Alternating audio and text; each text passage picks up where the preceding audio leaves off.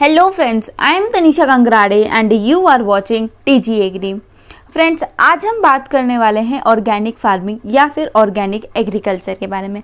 Actually में ये होता क्या है। और फ्रेंड्स, आजकल इस टॉपिक पे बहुत ही ज़्यादा चर्चा हो रही है क्योंकि आजकल के समय में ये हमारी ज़रूरत बन चुका है। तो आज हम इस वीडियो में समझेंगे कि ऑर्गेनिक फार्मिंग होता क्या है, इसकी क्या डेफिनेशन है, एक्चुअली ये कॉन्सेप्ट क्या है, ठीक है, इसके क्या क्या कंसेप्ट होते हैं, हमारा मेन एम क्या है ऑर्गेनिक फार्मिंग को लेकर, ठीक है। उसके बाद हम जानेंगे कि ऑर्गेनिक फार्मिंग की क्या क्या कंपोनेंट्स होते हैं, क्या क्या इसकी इम्पोर्टेंस है और हमारी गवर्नमेंट ऑर्गेनिक फार्मिंग को प्रमोट करने के लिए कौन कौन सी स्कीम्स ला रही है, इंडियन इकोनॉमी में इसका क्या रोल है। और हम आखिरी में बात करेंगे कंक्लूजन के बारे में कि एट लास्ट इसका कंक्लूजन क्या निकल रहा है। तो फ्रेंड्स, ये वीडियो आप लास्ट तक देखिएगा क्योंकि आज का ये वीडियो आपके लिए बहुत ही ज़्यादा हेल्पफुल होने वाला है और साथ ही आप ऑर्गेनिक फार्मिंग के बारे में बहुत सारी नई इन्फॉर्मेशंस भी इस वीडियो में लेके जाएंगे। तो चलिए हम अपना वीडियो शुरू करते हैं, पर उससे पहले आप हमारे चैनल को सब्सक्राइब करना ना भूलें। तो चलिए शुरू करते हैं।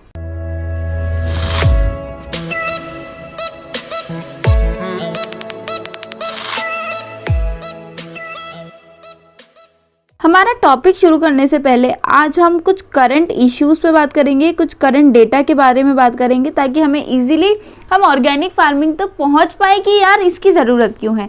तो देखिए, अगर हम पॉपुलेशन की बात करते हैं तो करंट पॉपुलेशन जो हम बात करते हैं 2022-23 की, तो हमारी जो पॉपुलेशन है वो कितनी है 1.47 बिलियन से, जिसमें कि हमें फूड रिक्वायरमेंट कितनी, हमारी फूड रिक्वायरमेंट 315.7 मिलियन टन्स की हमारी फूड रिक्वायरमेंट है।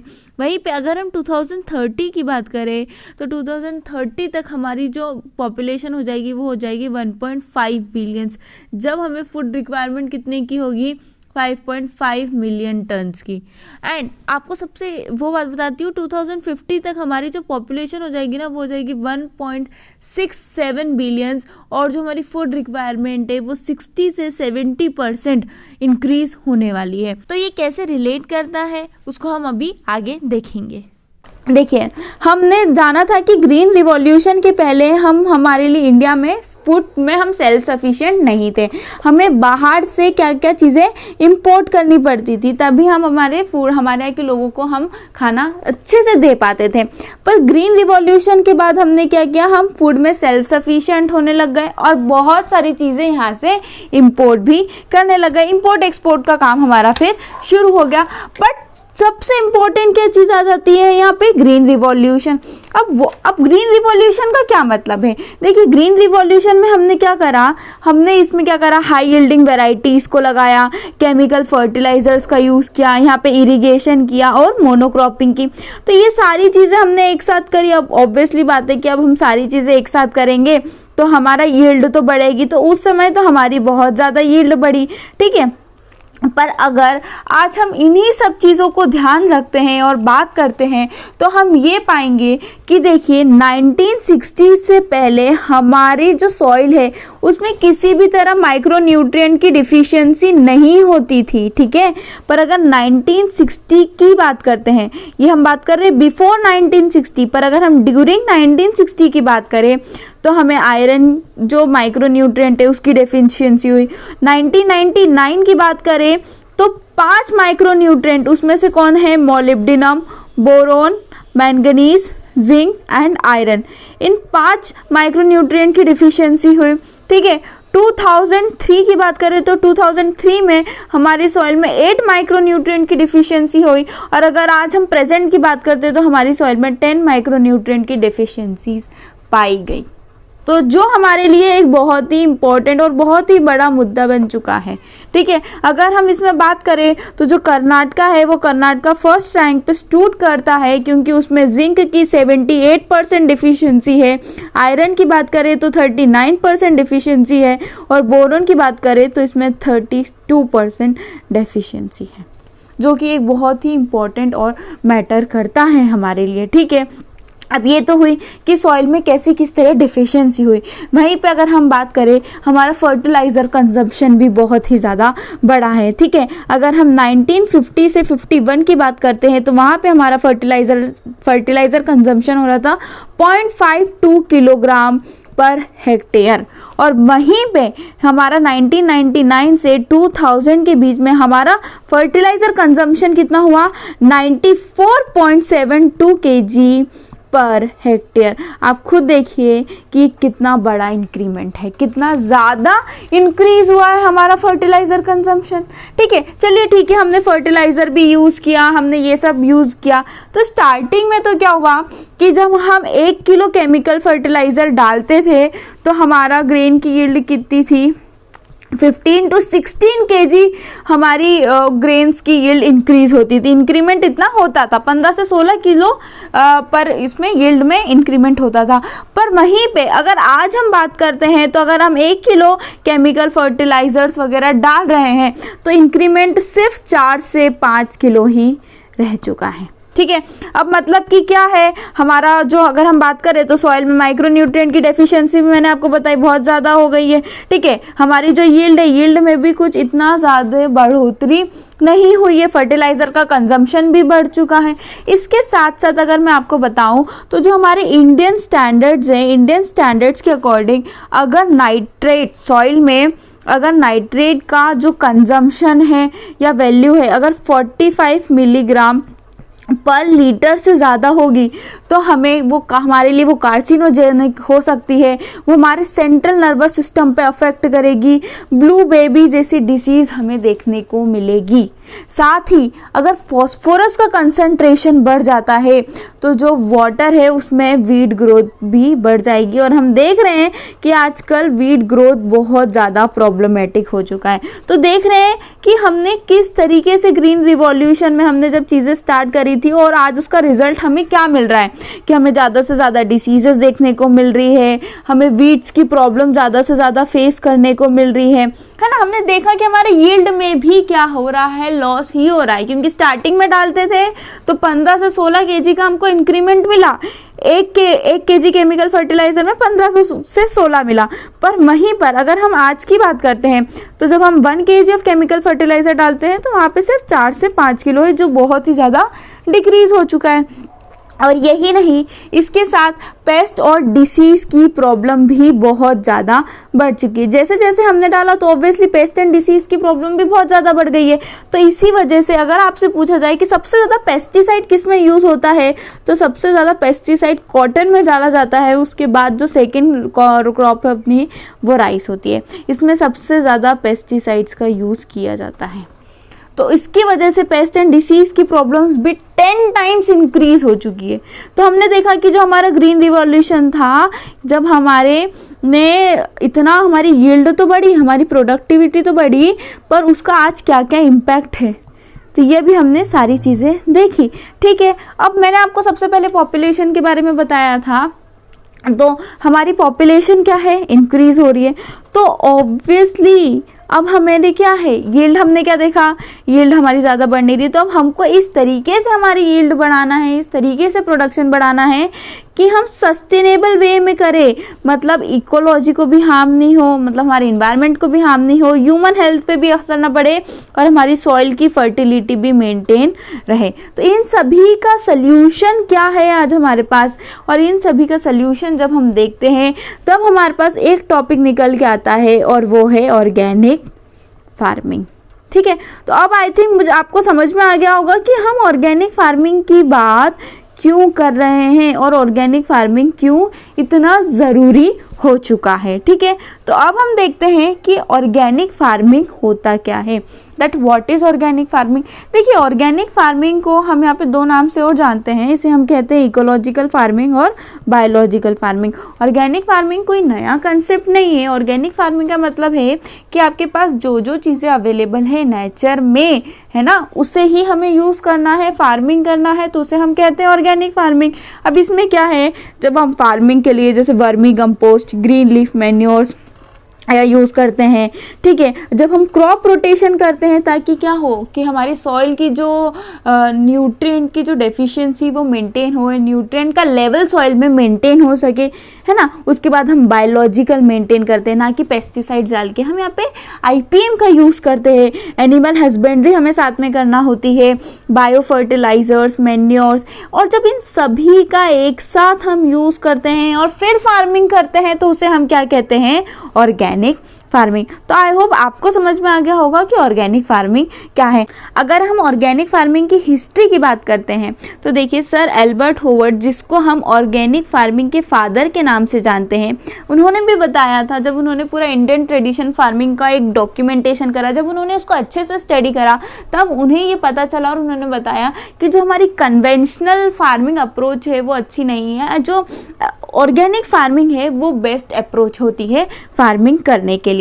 ठीक है, इसके बाद अगर हम IFOAM के अकॉर्डिंग देखें, IFOAM एक इंटरनेशनल फेडरेशन है ऑर्गेनिक एग्रीकल्चरल मूवमेंट के लिए। वो कहता है कि ऑर्गेनिक एग्रीकल्चरल एक ऐसा सिस्टम है, या फिर हम बोल सकते हैं ऑर्गेनिक फार्मिंग एक ऐसा सिस्टम है जहाँ पे हम सॉइल, इकोसिस्टम एंड पीपल तीनों की हेल्थ को साथ में लेके चलते हैं। ठीक है, हम ऐसा नहीं करते हैं कि हम बस हमें प्रोडक्शन चाहिए, प्रोडक्टिविटी चाहिए तो हम सॉइल में जो चाहे वो करें। नहीं, जब हम तीनों की हेल्थ को मेंटेन करते हैं और एग्रीकल्चरल सिस्टम उसको अप्लाई करते हैं तो उसे हम कहते हैं ऑर्गेनिक एग्रीकल्चर।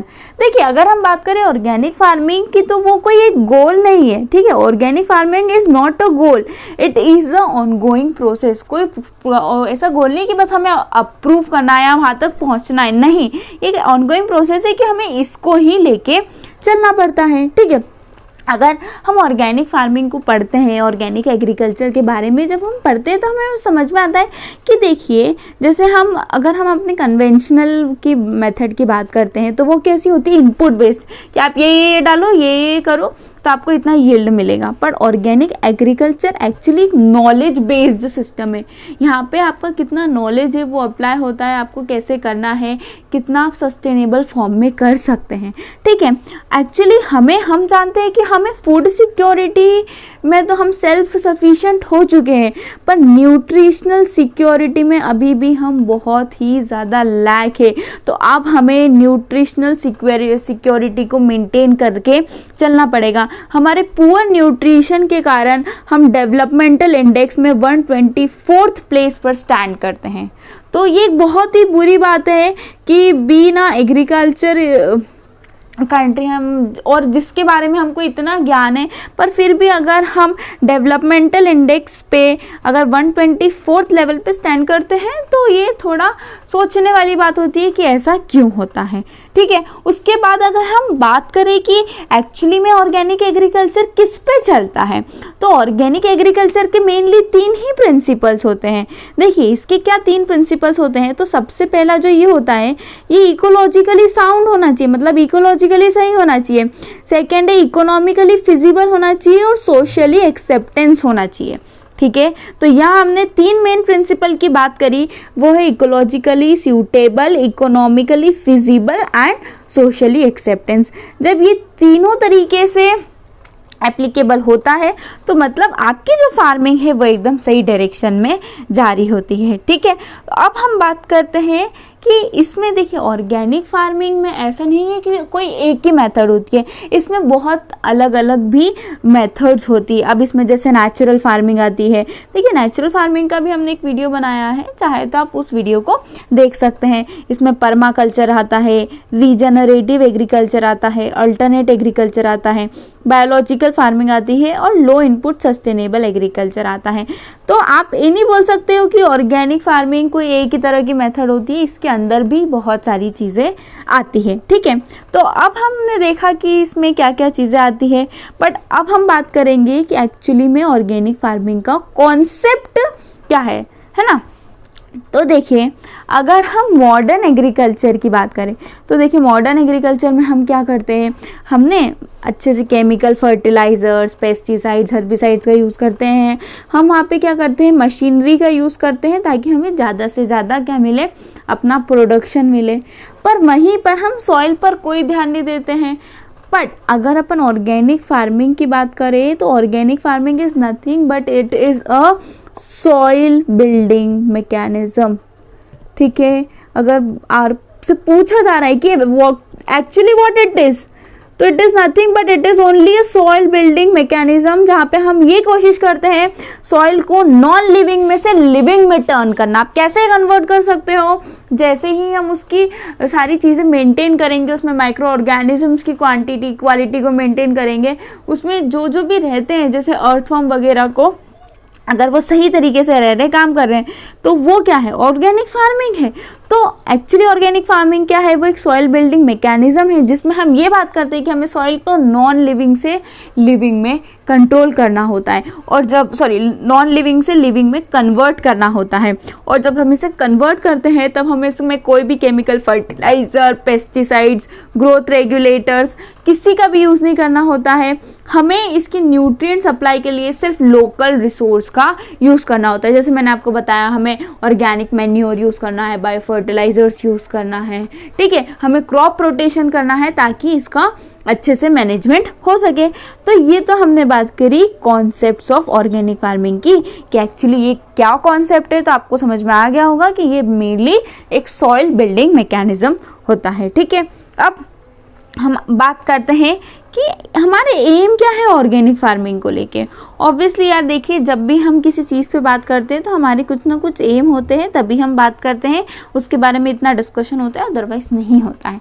तो सबसे फर्स्ट जो अभी तक हम डिस्कस करते हैं हमारे कि हमको एग्रो केमिकल्स को एक्सक्लूड करना है।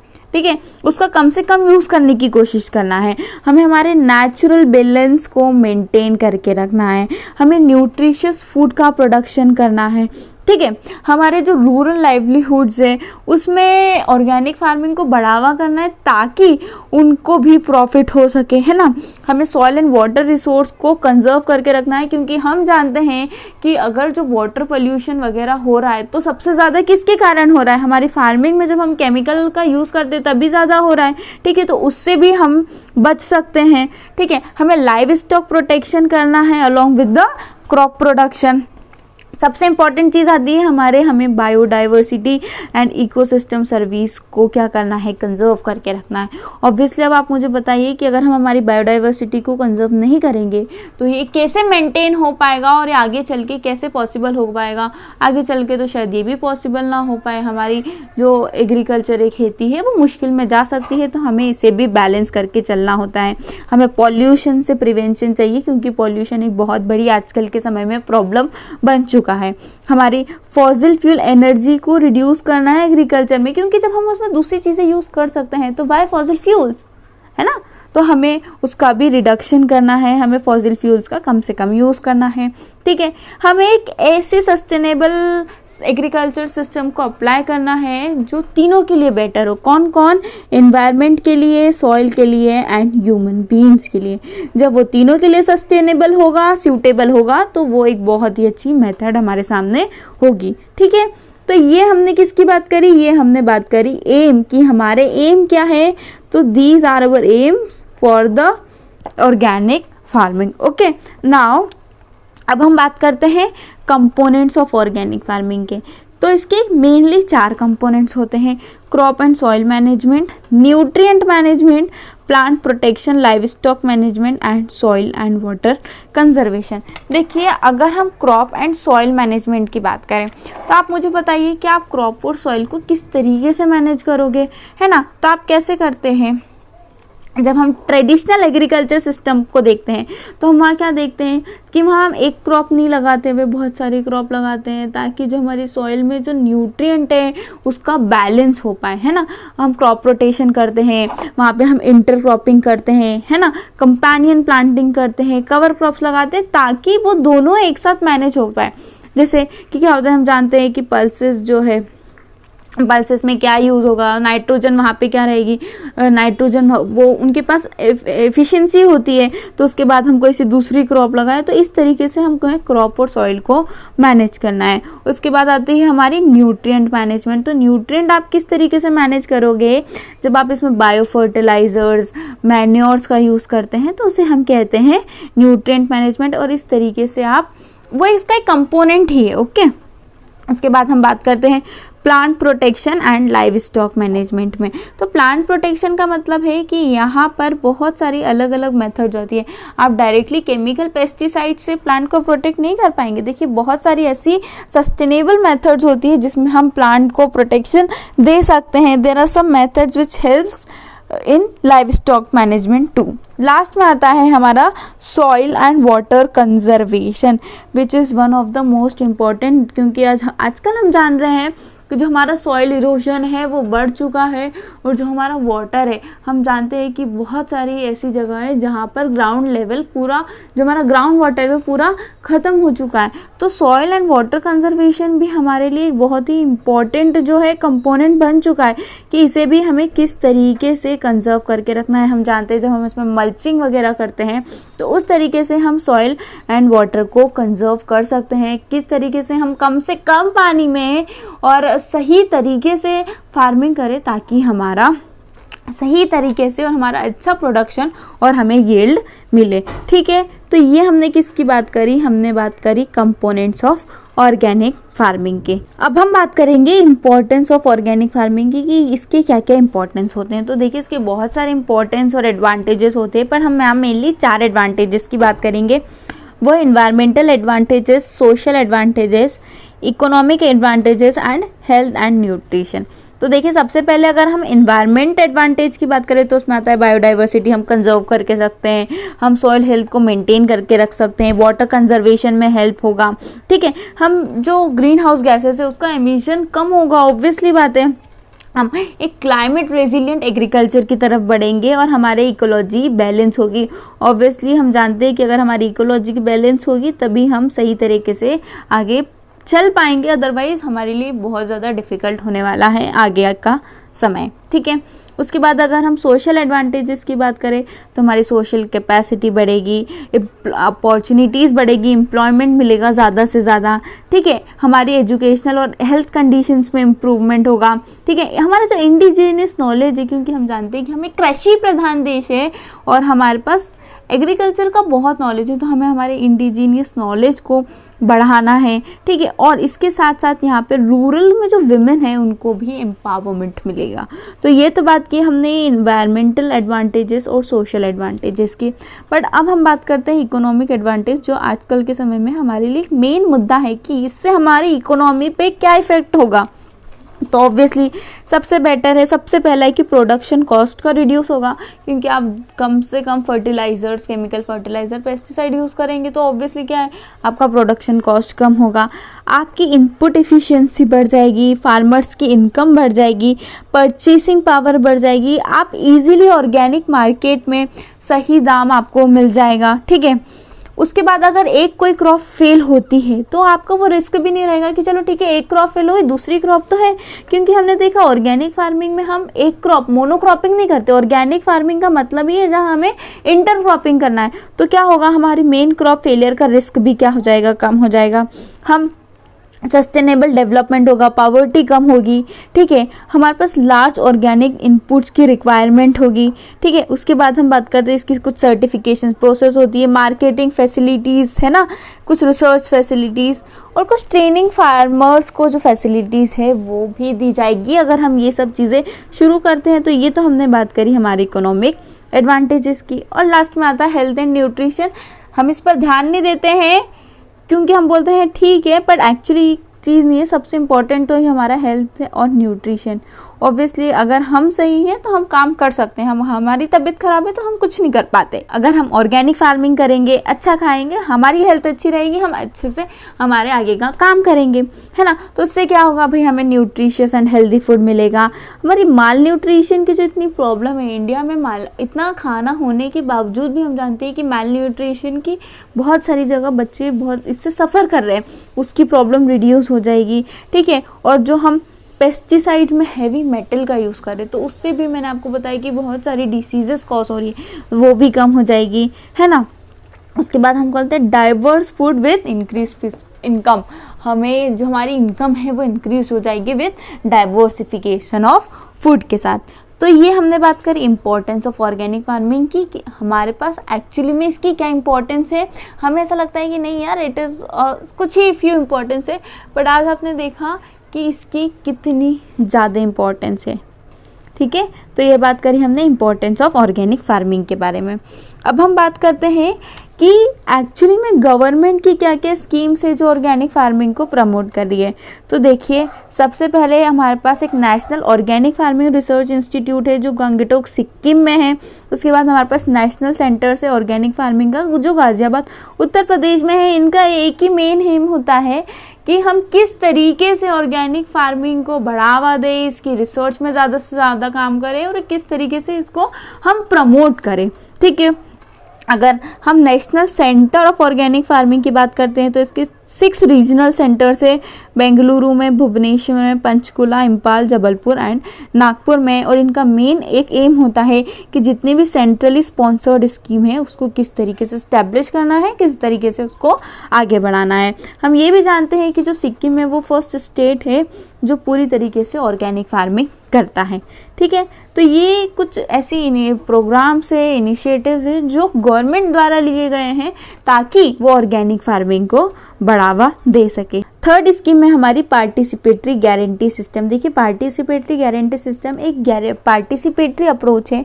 यहाँ पे जैसे डिफरेंट स्टेक होल्डर जैसे प्रोड्यूसर्स, कंज्यूमर्स, रिटेलर्स, ये सभी आकर जो है इसमें पार्टिसिपेट करती है और उनका ये रोल होता है कि अब हमें ऑर्गेनिक जो भी कंजम्पशन है उसका कैसा सर्टिफिकेशन होना चाहिए वो पूरा डिसीजन लेते हैं। और IFOM के अकॉर्डिंग ये एक ऐसी मेथड होती है या एक ऐसी अप्रोच है जिसके कारण जो हमारे स्मॉल एंड मार्जिनल फार्मर्स है वो डायरेक्ट अगर हमारे इसमें इंक्लूडेड है, किसमें, अगर हमारी ऑर्गेनिक फार्मिंग में इंक्लूडेड है तो उनको डायरेक्टली इससे हमारा फ़ायदा मिल सके, उनको अच्छे से सही प्राइस पे उनकी वो हो सके। ठीक है, तो ये बात करी हमने और पार्टिसिपेटरी गारंटी सिस्टम के बारे में। इसके बाद है हमारी परंपरागत कृषि विकास योजना PKVY जो बहुत ही इम्पोर्टेंट है, 2015 में लॉन्च हुई थी और इसके अंदर इसमें हमने ऑर्गेनिक फार्मिंग को बहुत ही ज़्यादा जोर दिया गया था कि हमें ऑर्गेनिक फार्मिंग करना है और बहुत ही ज़्यादा इसको बढ़ावा दिया गया था। ऑर्गेनिक फार्मिंग के साथ साथ इस योजना में नेचुरल फार्मिंग पर भी जोर दिया गया था।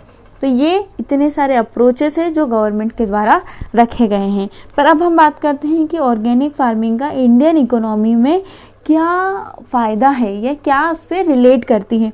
तो देखिए, हमें यहाँ पे दोनों टाइप के बेनिफिट्स होते हैं। हमें डायरेक्ट बेनिफिट भी होता है और उससे कुछ एसोसिएटेड बेनिफिट्स भी होते हैं। ठीक है, तो अगर हमें डायरेक्ट बेनिफिट्स की देखें तो मैंने आपको जैसे बताया था, प्रोडक्शन कॉस्ट रिड्यूस हो जाएगी, फार्मर्स की इनकम बढ़ेगी, परचेसिंग पावर बढ़ेगी। ठीक है, हम ऑर्गेनिक मार्केट में ज़्यादा से ज़्यादा एक्सेस कर पाएंगे। अगर बार्गेनिंग पावर ज़्यादा होगी तो एक्सपोर्ट में अर्निंग भी हमारी ज़्यादा होगी, है ना। हमें एक स्टेबलाइजेशन होगा और लास्ट में पॉवर्टी का इरेडिकेशन होगा। ठीक है, ये हमारे डायरेक्ट बेनिफिट्स होते हैं। पर वहीं अगर हम इसके एसोसिएट बेनिफिट्स की डायरेक्टली तो नहीं है, पर हाँ अगर ये होगा तो इससे ये बेनिफिट मिलना ज़रूरी है, मतलब मिलेगा ही। तो क्या है, जैसे बेटर हेल्थ सर्विस होगी, न्यूट्रिशियस फूड होगा, रिसोर्स हमारे कंजर्वेशन होगी, ऑब्वियसली हमारी इनपुट इफिशिएंसी बढ़ेगी, एम्प्लॉयमेंट जनरेशन होगी, हमारे जो रूरल विमेंस है उनको एम्पावरमेंट मिलेगा, फार्मर्स ऑर्गेनाइजेशन में प्रमोशन होगा, कुछ ना कुछ चेंजेस तो आएंगे। जैसे जैसे बढ़ेगा ये सारी चीज़ें भी बढ़ेगी, ऑब्वियसली बात है। हमारी जो बायोडाइवर्सिटी कंजर्व होगी और हमारा जो इंडिजिनस नॉलेज है, one of the most important, कि हमारा जो खुद का नॉलेज है वो क्या होगा, बढ़ेगा। तो ये हमने बात करी कि भाई हमारे इकोनॉमिक टर्म्स में हमें क्या क्या फ़ायदा होने वाला है, क्या इसके डायरेक्ट बेनिफिट्स है और क्या इसके एसोसिएटेड बेनिफिट्स है। ठीक है, तो ये हमने बात करी organic farming in Indian economy के बारे में।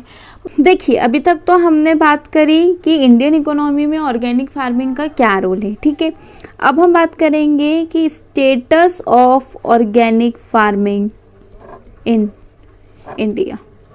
ठीक है, जब हम स्टेटस की बात करते हैं तो बहुत सारी चीज़ें आती हैं। तो देखिए, सबसे पहला जो पॉइंट है, इसका सबसे पहला पॉइंट ये है कि गवर्नमेंट ऑफ इंडिया ने मिनिस्ट्री ऑफ कॉमर्स के अंडर इसमें कुछ प्रोग्राम्स लॉन्च किए। तो सबसे पहला इसका प्रोग्राम आता है national programme for organic production. ठीक है, ये कब लॉन्च किया था, ये लॉन्च किया था 2000 में। उसके बाद जो है कुछ स्टैंडर्ड्स जो है वो लाए थे, कुछ स्टैंडर्डाइजेशन हुआ था ऑर्गेनिक प्रोडक्ट्स के लिए, तो वो हुआ था 2001 में, जिसके अंडर जितने भी ऑर्गेनिक प्रोडक्ट्स है उसको इंडिया ऑर्गेनिक के नाम से लोगो मिला था और वो इसी नाम से सेल होते हैं। क्या नाम है इसका? India organic. ठीक है, उसके बाद हमने बात करी कि यहाँ पे हम जानते हैं कि जितने भी ऑर्गेनिक, अब आपको कैसे पता पड़ेगा कि ये ऑर्गेनिक है या नहीं है, तो उसके लिए किसी ना कोई एजेंसी क्या होगी, ऑब्वियसली उसको इंस्पेक्ट करेगी। तो हर जो बोल सकते हैं इंस्पेक्शन या सर्टिफिकेशन एजेंसी को एक्रीडिएशन लेना पड़ेगा एक्रीडिएशन एजेंसी से। ठीक है, अब इसमें एक्रीडिएशन एजेंसीज कौन कौन सी है? ये जो हमारी एपेडा है, कॉफ़ी बोर्ड है, टी बोर्ड है, ये सारी एक्रीडिएशन एजेंसी है कि अगर आप किसी से भी क्या बोलते हैं, अगर आप जो भी हमारी एजेंसीज़ है, ठीक है, जो भी इंस्पेक्शन टीम से सर्टिफिकेशन एजेंसीज है, आप सबसे पहले इनसे एक्रीडिएशन लीजिए, फिर ही आप आगे काम कर सकते हैं। तो ये कुछ स्टेटस है हमारे इंडिया का ऑर्गेनिक फार्मिंग से रिलेटेड। और अब हम बात करने वाले हैं कि एक्चुअली में हम कितना एक्सपोर्ट करते हैं और क्या क्या एक्सपोर्ट करते हैं। तो देखिए, हम जो टोटल नंबर ऑफ प्रोडक्ट हैं जो बाहर एक्सपोर्ट किए जाते हैं, तो हम टोटल 18 आइटम्स को एक्सपोर्ट करते हैं। ठीक है, अगर हम टोटल क्वांटिटी की बात करें तो कितना एक्सपोर्ट करते हैं, तो 63,452 मेट्रिक टन्स हम एक्सपोर्ट करते हैं।